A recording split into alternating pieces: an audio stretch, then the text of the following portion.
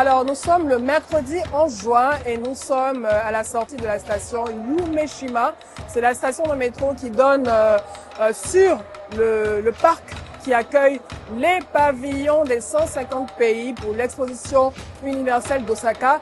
Et aujourd'hui, c'est une journée aussi spéciale pour la Côte d'Ivoire parce que au sein donc du stand de la Côte d'Ivoire, il y aura différentes animations et aussi il y aura en termes d'activité culturelle majeure un live painting qui sera réalisé par l'artiste peintre, le célèbre artiste peintre ivoirien Jaco Bleu, qui est présent en ce moment au Japon, à Osaka.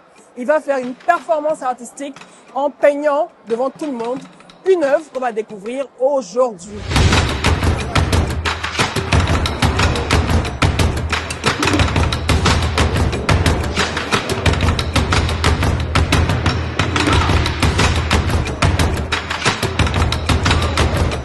C'est une œuvre qui montre un temple japonais, voilà, avec le rouge du drapeau du Japon autour. Et puis ici, on a un masque coureur, non? Voilà, qui est également un élément symbolique de chez nous, avec le pagne Ta qui monte un peu autour. Puis là, on a des personnages qui se retrouvent.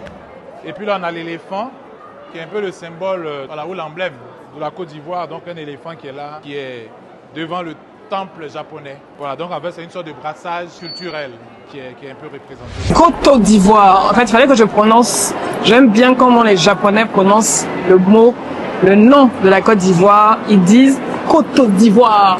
Là, je suis à côté de monsieur Jaco Bleu, le célèbre artiste peintre qui est en ce moment au Japon, à Osaka, et qui vient de finir son live painting, un live painting de 2 heures, où il a produit une œuvre qu'il a expliqué tout à l'heure. Alors, comment on se sent après avoir fini cette expérience stimulante de 2 heures? Il faut dire que peindre est un moment de transe, de beaucoup de vibrations. Et donc, il y a ce qu'on ressent. Et c'est comment transcrire ce qu'on ressent là en œuvre d'art qui est souvent assez complexe. Voilà, parce qu'il y a une part de spiritualité, de mysticisme et de l'invisibilité, voilà, qui intervient. Donc, là, j'avais pensé une œuvre très intéressante qui mettait en avant la culture de façon globale ivoirienne et quelques éléments également culturels japonais.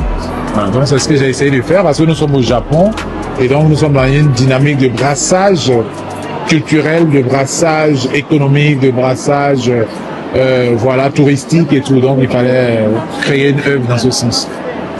Félicitations. Merci. Et on se dit à bientôt. À très bientôt.